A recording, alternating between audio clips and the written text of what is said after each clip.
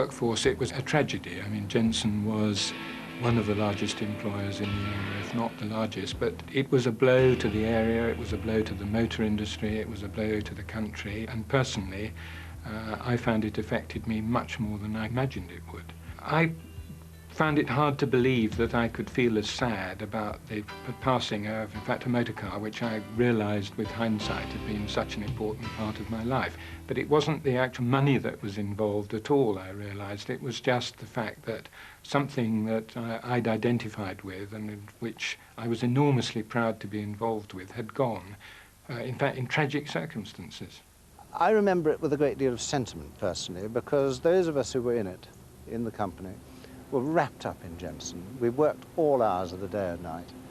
We had a tremendous team spirit from right the way through from the production floor to those of us who were fortunate enough to be out and about selling them. And the people there were all geared to the one thing, making good quality, hand-built cars, which, frankly, they could regard almost as statues for the future.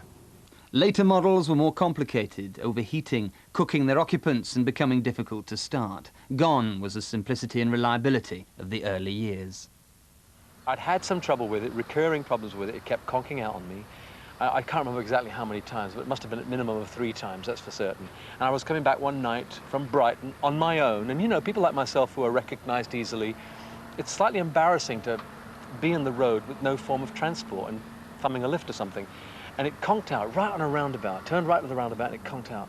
I limped home in it and I vowed I would sell it, and I did. I phoned the guy up, Halls of Finchley it was, and I phoned the guy up who'd sold it to me and said, Reg, I mean, it's got to go, I don't want it anymore. But looking back, I should have kept it. Jensen was allowed to go to the wall for a few million when the government poured over 50 million into the ill-fated DeLorean project. Yet of the 2 cars, it's the Jensen that lives on. Well, almost. In 1983, a new company launched a brand new Interceptor, but 10 years later, that attempt to revive the car has failed too. But even as we speak, there's talk of yet another Interceptor, the car that refuses to lie down and die.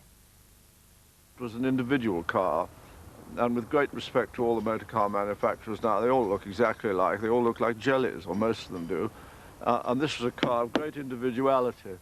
Jensen, in fact, and Concorde are synonymous names in my mind, because the era of the Interceptor was also the era in which Concorde came in. And if you look at Concorde now, after 25 years, they still have nothing, the skies of the world, to touch it.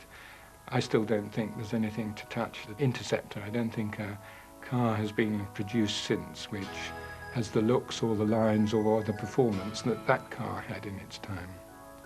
I think it filled a gap in my life at that time. I mean, cars tend to do that, particularly for men, I suppose, but it filled a gap. You know, you want something that's yours, that's solid, that's macho, and it's an ageless car. It's ageless because it looks as good now as it looked then, and it doesn't matter whether you're 18 or 80, you feel good driving it.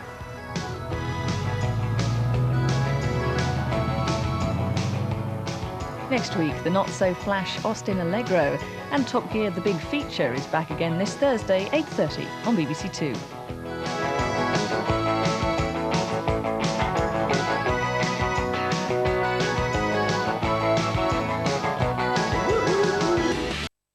A stroke.